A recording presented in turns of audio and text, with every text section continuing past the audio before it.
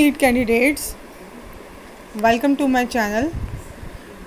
आज बात करेंगे तेलंगाना स्टेट ने मैनेजमेंट कोटा का MBBS BDS कोर्स के लिए फ़र्स्ट राउंड का शेड्यूल रिलीज़ कर दिया है।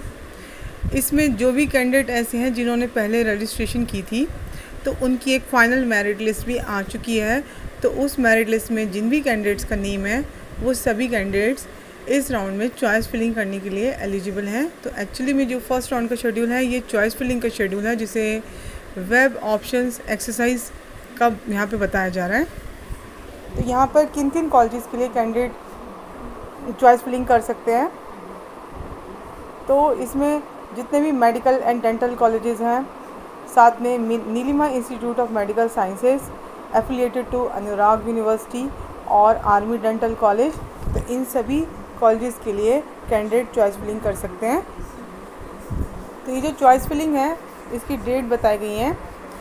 तो ये कल यानी कि 30 सितंबर 6 AM से स्टार्ट हो जाएगी और इसका जो लास्ट डेट है वो है 2 अक्टूबर 2 PM तक। तो यहाँ पे एक वेबसाइट भी बताई गई है tspvtmedadm.tschhe.in। तो यहाँ पर जाकर कैंडिडेट्स चॉइस फिलिंग कर सकते हैं। तो ये चॉइस फिलिंग है ये कैटेगरी बी और कैटेगरी सी, कैटेगरी बी यानी कि मैनेजमेंट कोटा और कैटेगरी सी यानी कि NRI कोटा के लिए यहाँ पे चॉइस फिलिंग होगी। तो जिन भी कैंडिडेट्स ने इसमें पहले रजिस्ट्रेशन की थी और जिनका फाइनल मेरिट लिस्ट में नेम है तो वो सब इसके लिए एलिजिबल है।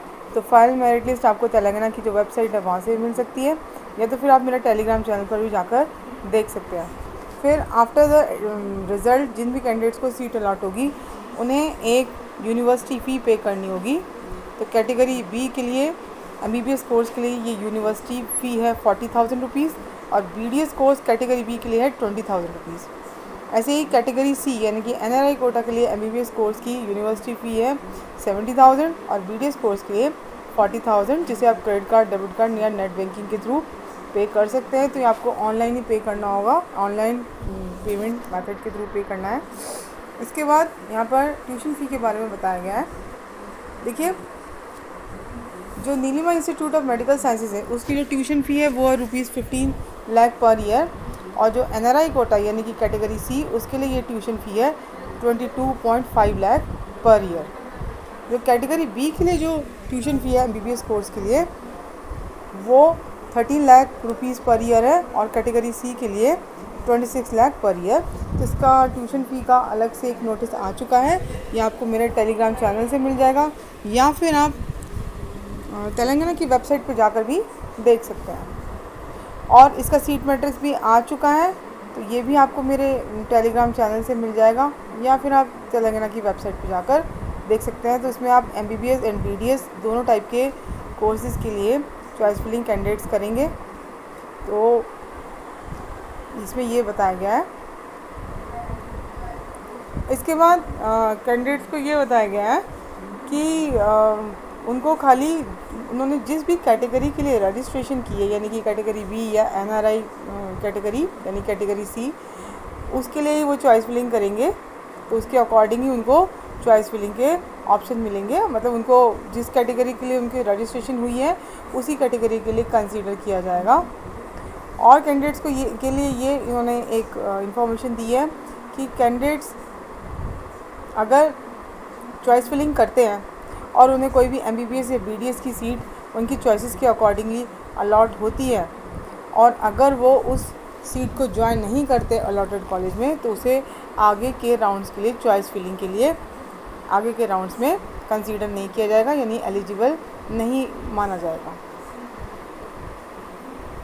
फिर इसमें ये भी बताया गया है कि यहाँ पर चॉइस फिलिंग करने की कोई लिमिट नहीं है, आप कितने भी नंबर ऑफ़ चॉइसेस फिल कर सकते हैं।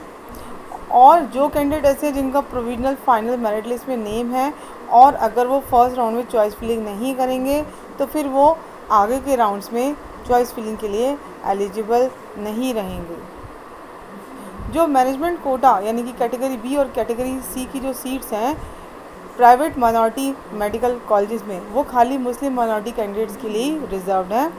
अगर मुस्लिम माइनॉरिटी के कैंडिडेट्स अवेलेबल नहीं होते हैं तो फिर इन सीट्स को जो है वो नॉन माइनॉरिटी कैंडिडेट से फिल किया जाएगा। और जो आर्मी डेंटल कॉलेज में जो मैनेजमेंट कोटा की सीट्स का जो अलॉटमेंट है वो खाली जो आर्मी पर्सनल्स हैं उनके ही वार्ड्स के लिए रिजर्व्ड है, यानी कि जो आर्मी बैकग्राउंड से बच्चे हैं जिनके पेरेंट्स आर्मी बैकग्राउंड से हैं खाली उन्हीं को ही ये अलॉट होगी। अगर कैंडिडेट को सीट अलॉट होती है तो उसे फर्स्ट यूनिवर्सिटी फ़ी पे करनी है, उसके बाद वो अपना अलॉटमेंट लेटर डाउनलोड करेंगे और अपने अलॉटेड कॉलेज में जाकर उन्हें एडमिशन से रिलेटेड सारा प्रोसेस जो है वो कंप्लीट करना होगा। उसके लिए सारे डॉक्यूमेंट्स लेके जाने होंगे और जो भी ट्यूशन फ़ी है या कहीं पर अगर बॉन्ड एप्लीकेबल है तो वो सब उनको वहाँ पे करना होगा। सारे ओरिजिनल डॉक्यूमेंट्स सर्टिफिकेट्स लेके जाने होंगे।